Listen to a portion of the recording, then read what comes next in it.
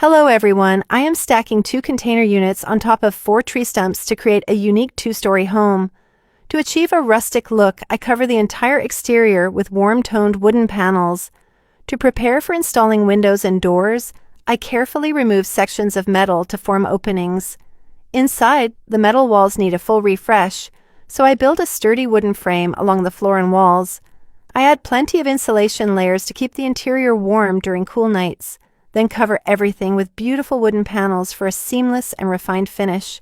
I also install a skylight so natural sunlight can brighten the space. Connecting the 2 levels is a strong and elegant wooden staircase, and on the upper floor I follow the same approach to create a consistent look. I also prepare suitable furnishings such as a sofa, tables and chairs, a personal bed, and a few fresh green plants. This hidden retreat in the forest is becoming a dream come true. Next, I move to another location to build a secret stone shelter. I make the entrance feel more inviting by creating a path with red bricks. The old worn stone steps are replaced with a gravel walkway, combined with thin, artistic stone slabs, and I plant colorful, fresh flowers along the path. I replace the heavy metal door with a rustic and classic wooden door. Once the structure is ready, I go inside, remove all the old interior, and line everything with thick black tarps to block moisture. I build a wooden frame inside and install lighting so I can clearly see everything. Then I place soft insulation between the wooden beams and cover it all with plywood. To create a more premium feel, I finish the walls with finely crafted wood panels. This space is perfect as a quiet retreat, and I feel very happy with how solid and safe it is. Let's head out to the garden and create some landscaping. I sketch a rectangular area on the grass with yellow paint, then use a shovel to clear the grass and dig down into the soil. When the pit is deep enough, I place a sturdy wooden frame and cover it with boards to form the roof.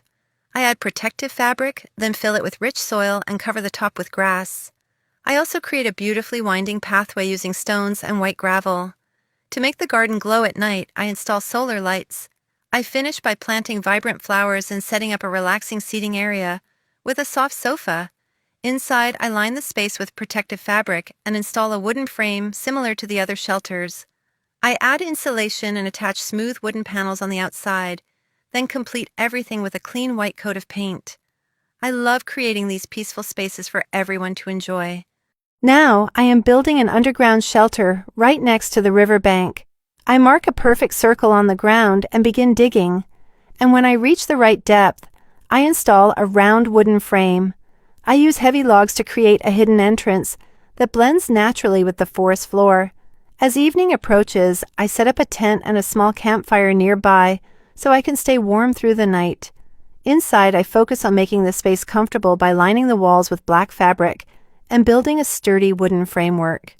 I add thick insulation because the shelter is close to a stream, so I want to keep the air inside from getting too cold. I finish the interior with polished wooden panels that show beautiful grain patterns, and I even bring in a small bed and a sofa so I can live comfortably.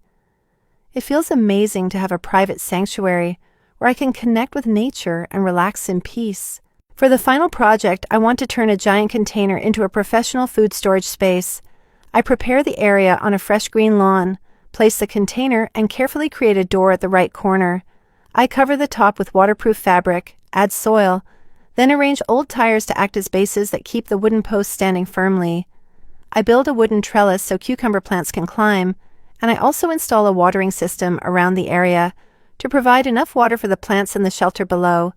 Inside the container, I set up a strong wooden frame across the entire floor, then move on to building the wall and ceiling frames to shape the room. I add thick insulation layers before laying flat metal panels on the floor. For the walls and ceiling, I use dark-toned wooden panels for a clean, solid finish. After that, I build long custom shelving units along both sides to make the most of every square meter. This is a perfect way to store produce and keep everything fresh and well organized inside now.